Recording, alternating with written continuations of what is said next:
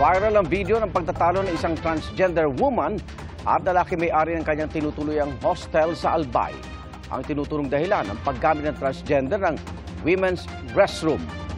Saksi si Chris Novelo ng GMA Regional TV, Balitang Bicolandia. No, don't call me sir.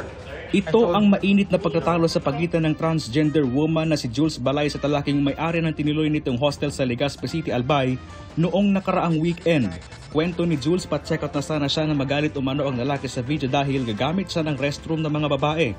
Yung paglabas ko po ng CR, then suddenly doon ko na po nakita yung isang lalaki na very enraged and sinisigawan po ako.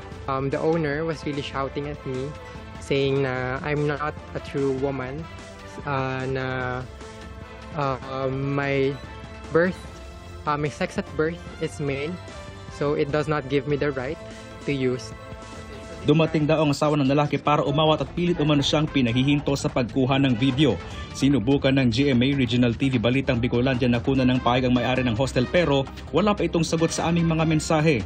Base sa Anti-SOGI Discrimination Ordinance ng Albay, may kukonsiderang diskriminasyon ang pagbabawal o paglimita sa paggamit ng kahit anong public accommodation base sa sexual orientation o gender identity ng isang individual.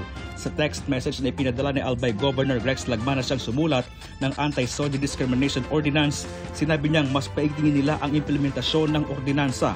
Nakatakda rin daw itong talakayin ang ordinansa sa liderato ng pulisya sa lalawigan.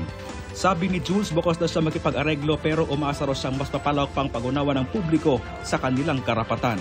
Para sa GMA Integrated News, ako si Chris Novelo ng GMA Regional TV Balitang Bicolandia, ang inyong saksi.